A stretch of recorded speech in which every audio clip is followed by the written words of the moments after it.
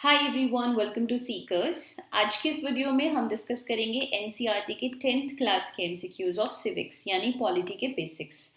इससे पहले हम 8th क्लास और 9th क्लास के एमसीक्यूज डिस्कस कर चुके हैं। आपने वो वीडियोस अभी तक नहीं देखी हैं तो you can go check those videos, वहाँ से आपके काफ़ी बेसिक्स क्लियर होंगे और फिर आप जो है वो 10th क्लास के एमसीक्यूज भी चेक कर सकते हो। ऐसा नहीं है कि आपको पहले 8th या 9th ही चेक करना है, आप कहीं से भी स्टार्ट कर सकते हो। लेकिन अगर आपके पास एनसीईआरटीज को कम्प्लीटली पढ़ने का टाइम नहीं है तो आप एमसीक्यूज से गो थ्रू हो सकते हो। मैंने रेलेवेंट एमसीक्यूज जो कि कंपटीशन यूपीएससी पीसीएस या फिर गवर्नमेंट एग्जाम से रिलेटेड जो इंपॉर्टेंट एमसीक्यूज थे वो टॉपिक यहाँ पर कवर किए हैं। चलिए स्टार्ट करते हैं with the question. 183rd question से हम स्टार्ट कर रहे हैं। 182nd यानी 182nd क्वेश्चन जो है वो हम ऑलरेडी 8th और 9th क्लास में कवर कर चुके हैं। तो चलिए स्टार्ट करते हैं। फर्स्ट क्वेश्चन है that which of the following is an example of horizontal sharing of power. Horizontal sharing of power क्या होता है? तो देखिए, गवर्नमेंट के डिफरेंट डिफरेंट ऑर्गन्स होते हैं और उन ऑर्गन्स के बीच में जो पावर शेयरिंग होती है उसको कहते हैं हॉरिजॉन्टल पावर शेयरिंग। और गवर्नमेंट के डिफरेंट ऑर्गन कौन से होते हैं? जैसे कि एग्जीक्यूटिव, लेजिस्लेचर एंड जुडिशरी। तो ये डिफरेंट ऑर्गन्स हैं और इनके बीच में पावर शेयरिंग होती है, इसी को हम हॉरिजॉन्टल पावर शेयरिंग कहते हैं। सो आंसर होगा यहाँ से b. Power sharing between different organs of the government is called horizontal sharing of power. ठीक है। नेक्स्ट क्वेश्चन है हमारा, system of checks and balances means. देखिए, हमारी गवर्नमेंट के बीच में जो हमारे ऑर्गन्स हैं गवर्नमेंट के, किसी एक ऑर्गन के पास बहुत ज़्यादा अनलिमिटेड पावर ना हो जाए, बहुत ज़्यादा पावर यानी अनलिमिटेड पावर ना आए। तो इसीलिए लेजिस्लेटिव के ऊपर जुडिशरी, जुडिशरी के ऊपर एग्जीक्यूटिव, इस तरह से जो है वो हमने बैलेंस बनाया हुआ है। इसी को चेक्स एंड बैलेंसेस कहा जाता है। इसका आंसर, मैं सीधे ही आंसर पे जाऊंगी। इसका आंसर रहेगा put a check on the exercise of unlimited power of organs of government by maintaining a balance of power among various institutions। तो जैसे पार्लियामेंट हमारा इंस्टीट्यूशन है, जुडिशरी, सुप्रीम कोर्ट हमारा इंस्टीट्यूशन है, इन सबके बीच में जो है वो बैलेंस बना रहे, इसी को चेक्स एंड बैलेंसेस बोलते हैं। किसी एक के पास अनलिमिटेड पावर ना जाए।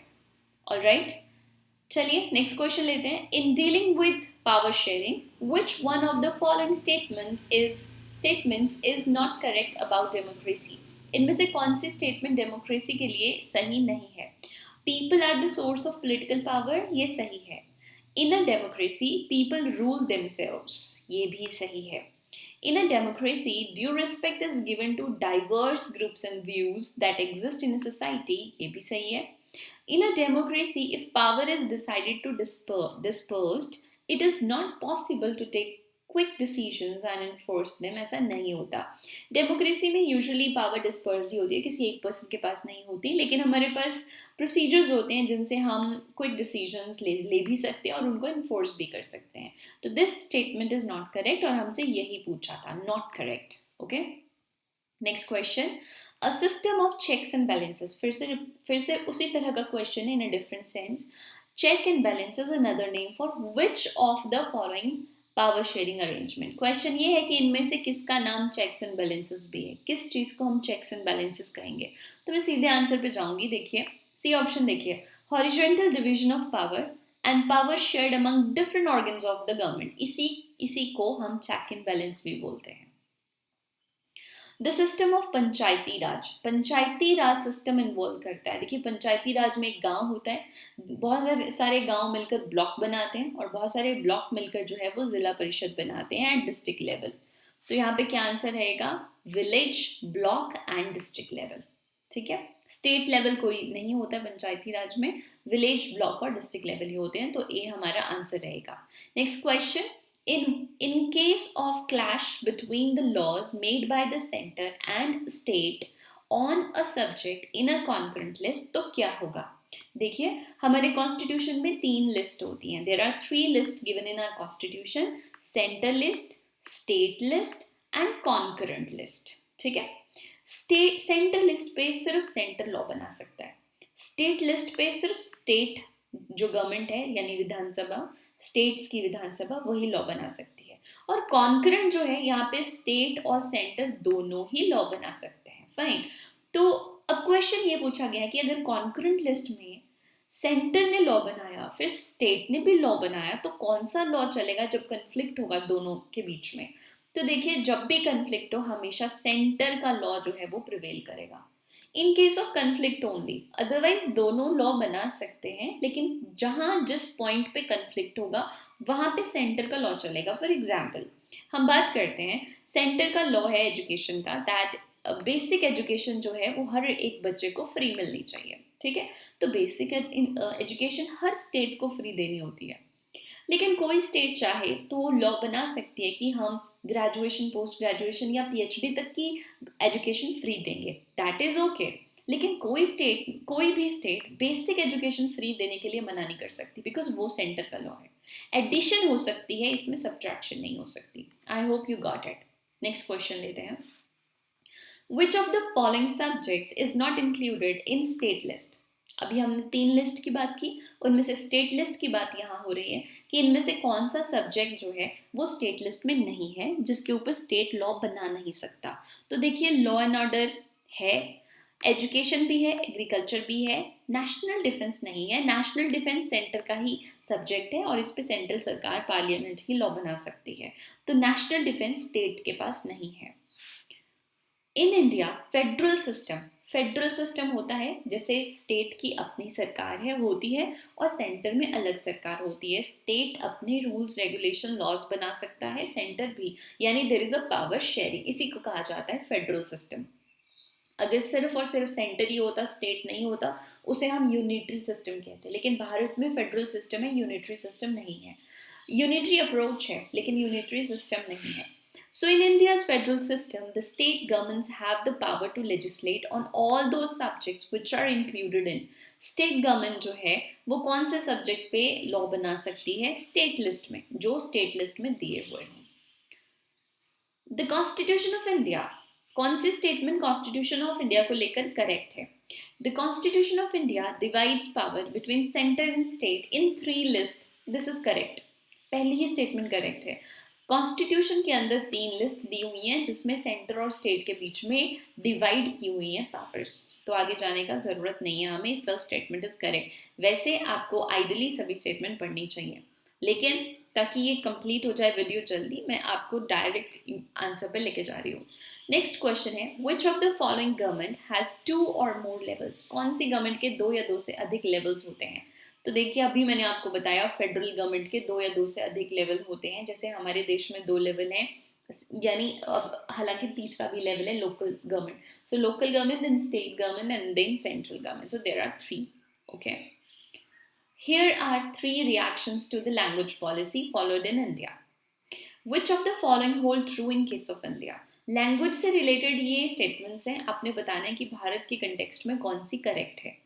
फर्स्ट स्टेटमेंट है, the policy of accommodation has strengthen national unity, यानी हम बहुत सारी भाषाएं हैं भारत में और हर एक भाषा को एकोमोडेट करना वो हमें हमारी नेशनल यूनिटी को बढ़ाता है, ये स्टेटमेंट करेक्ट है।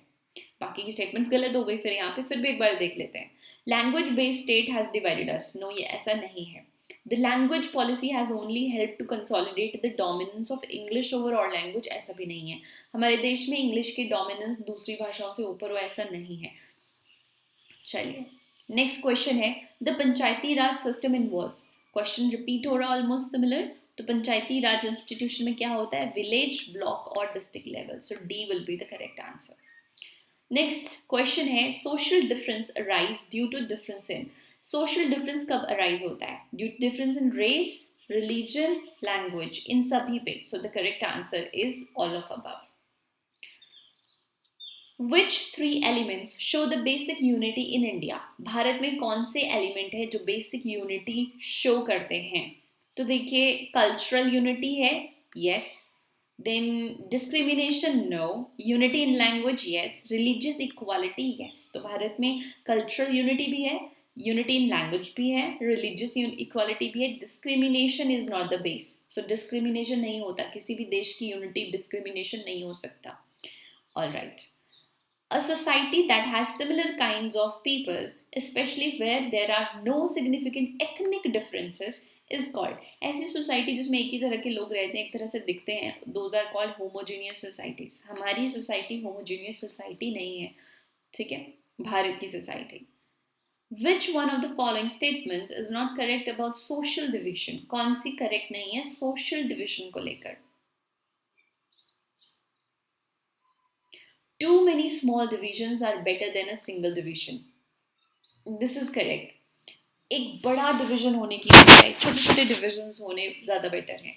Politics is a force of unity where expression of various kind of social divisions occur. Yes, it is only in countries like India that we have social divisions. ऐसा नहीं है. ऐसे बहुत सारे देश हैं दुनिया में जहाँ पर social division है.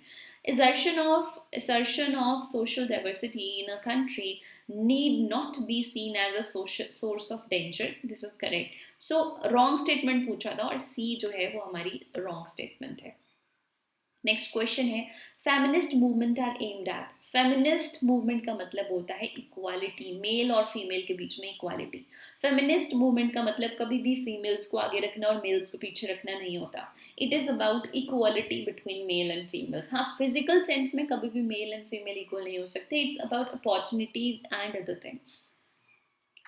Which of the following divisions is unique in India? इनमें से कौन सा डिवीजन यूनिक है इंडिया में? जेंडर डिवीजन सब जगह होता है, इकोनॉमिक सब जगह होता है, रिलीजियस सब जगह होता है. कास्ट डिवीजन जो है वो भारत का यूनिक डिवीजन है. कास्ट हर कंट्री में नहीं होती. चलिए, select the laws enacted by the parliament for the welfare of women. कौन सा लॉ वेलफेयर ऑफ विमेन के लिए यहाँ पर? तो देखिए ये सभी लॉज हैं. Social marriage act, dowry prohibition act 1961, equal remuneration act 1976. तो आंसर रहेगा हमारा all of above. Women in India are discriminated in. कौन कौन से एरिया में विमेन के साथ भारत में डिस्क्रिमिनेशन होती है या हो रही है? Political yes, social yes, economic, all of this. सभी एरिया में जो है विमेन के साथ डिस्क्रिमिनेशन है भारत में, चलती आ रही है. In local self government institutions यानी पंचायत और म्यूनसिपैलिटी की बात हो रही है. At least 1/3 of all positions are reserve for. ये कह रहे हैं कि पंचायत और म्यूनसिपैलिटी में 1/3 जो सीटें हैं वो किसके लिए रिजर्व हैं? तो देखिए 1/3 सीटें रिजर्व रहती हैं लोकल सेल्फ गवर्नमेंट में विमेन के लिए. ऑल राइट, नेक्स्ट क्वेश्चन है a woman or a man who believes in equal rights and opportunities for men and women, उसको क्या कहा जाता है? अभी हमने बात की, उसको फेमिनिस्ट कहा जाता है. फेमिनिस्ट मतलब equal rights and equal opportunities for men and women. Equal wages act signifies. equal wages act का क्या मतलब होता है? इक्वल जॉब के लिए इक्वल पे मिलनी चाहिए. एक जैसा काम कर रहे हैं तो पेमेंट भी एक जैसी होनी चाहिए. So law provides that equal wages should be paid for equal jobs for both men and women. Next question है which leaders worked for elimination of caste system in India? कौन से leaders हैं जिन्होंने caste system को खत्म करने पे कोशिश की भारत में, जो कि हुआ नहीं? ज्योतिबा फुले, बी.आर. अम्बेडकर, महात्मा गांधी, पेरियार राम, ये चारों ही थे. ठीक है, चलिए. Give the meaning of alliance. Alliance का मतलब होता है गठबंधन एक तरह से. सो अलायंस का क्या मतलब है यहाँ पर? देखिए D statement, when several parties in a multi party system join for the purpose of contesting election and winning power. या तो इलेक्शन लड़ने से पहले ही इकट्ठी हो जाती हैं पार्टीज, या लड़ने के बाद भी इकट्ठी हो जाती हैं सरकार बनाने के लिए, तो उसी को अलायंस या गठबंधन कहा जाता है. Which one of the following is considered the best form of government? Democracy is always the best form of government. Select the statement related to the advantages of multi-party system. Multi-party system का क्या advantage होता है? हमें बहुत voter जो हैं उनको बहुत चॉइस मिलती है. It provides choice to the voters. ठीक है. चांस ऑफ कन्फ्लिक्ट इसमें होता है limited. Multi party system provide limited choice ऐसा नहीं है. जब है ही मल्टी पार्टी तो बहुत सारी चॉइस है ना. So C will be the right answer. Next question है political parties are allotted symbols by. Political parties को सिंबल जैसे कमल का फूल, हाथ, झाड़ू, ये कौन देता है? ये देते हैं election commission. Alright, okay. Next question है a recognized political party is one that. एक recognized political party कौन सी होती है? Recognized political party होती है which is registered with the election commission, which is given unique election symbol, which gets some other facilities recognized by election commission. ये सभी correct हैं. So all of these. Name the oldest political party of India. Bharat की oldest political party है Indian National Congress. Next question है recognise political parties stands for. Recognise political parties का मतलब क्या होता है कि उस पार्टी को इलेक्शन कमीशन ने रिकॉग्नाइज किया है with all the privileges and facilities. जो भी प्रिविलेजेस और फैसिलिटीज उनको मिलती हैं वो इलेक्शन कमीशन ही देती है. तो first is the correct answer. The number of political parties registered with the election commission of India is. कितनी कर हो चुकी होंगी? तो these are more than 750 party. There are more than 750. Bharat में बहुत सारी पॉलिटिकल पार्टीज हैं, स्टेट लेवल पे भी और नेशनल लेवल पे भी. Which party is only allowed to rule in China. China में एक ही पार्टी सिस्टम है और वो है कम्युनिस्ट पार्टी. ठीक है. नेक्स्ट क्वेश्चन है how many parties are needed in a democratic system to compete in election and provide a fair chance for competing parties to come to power. देखो minimum to minimum कम से कम 2 parties तो होनी चाहिए जिनके बीच में election हो, है ना. एक ही पार्टी हो तो उसमें क्या इलेक्शन करना हो, तो सीधा ही हो गया. तो देखिए एटलीस्ट 2 पार्टीज तो होनी चाहिए. So answer is B. The term partisans means. Partisan का मतलब क्या होता है? पार्टीसन एक ऐसा पर्सन होता है जो एक पार्टी से कमिट होता है. सो देखिए a person who is strongly committed to a party is called partisan. Okay.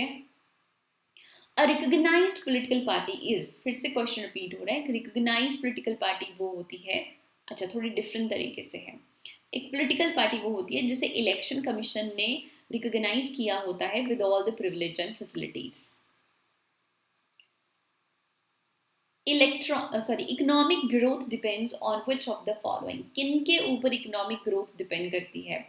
Size of the population? No. Territory? No. Global scenario? Not that much. Cooperation among various nations? Yes. Cooperation among various nations के ऊपर बहुत depend करती है economic growth. अगर हमारी दूसरे देशों के साथ नहीं बनती है तो हमारी इकोनॉमी 100% जो है वो पिछड़ जाएगी, क्योंकि इकोनॉमी में बहुत सारे फैक्टर्स होते हैं, ग्लोबल फैक्टर्स. तो ग्लोबल सिनेरियो एक चीज़ है और कोऑपरेशन अलग चीज़ है. सिनेरियो कुछ भी चल रहा हो लेकिन अगर दूसरे देशों के साथ कोऑपरेशन नहीं है तो आपकी इकोनॉमी जो है वो पीछे रह सकती है. The basic outcome of democracy is. Basic outcome क्या होती है ऑफ डेमोक्रेसी? तो देखिए बेसिक चीज़ इनमें से मिलिट्री आउटकम नहीं है, रिस्ट्रिक्टेड लिमिटेड पॉलिसीज नहीं है, एलिमिनेशन ऑफ पॉवर्टी नहीं है. It is political, social and economic outcome, खासकर political, social and economic justice. ये बेसिक है डेमोक्रेसी का, या और ये हमारे प्रियम्बल में भी दिया हुआ है. नेक्स्ट क्वेश्चन है government provides its citizens a right and means to examine the process of decision. It is एक गवर्नमेंट जो कि अपने नागरिकों को अधिकार दे to examine the process of decision, कि गवर्नमेंट ने कैसे डिसीजन लिया हुआ है, उसे अकाउंटेबल गवर्नमेंट कहते हैं. Accountable government. What do democracies ensure regarding decision making? Decision making के regarding democracy क्या ensure करती है? डेमोक्रेसी इंश्योर करती है ट्रांसपेरेंसी. अपोजिशन के सामने, देश के सामने, देश की जनता के सामने डिसीजंस लिए जाते हैं और उनकी आउटकम भी उनके सामने ही होती है. So the answer is process of transparency. Which of the following is not true about democracy? इसमें से क्या डेमोक्रेसी के रिगार्डिंग ट्रू नहीं है?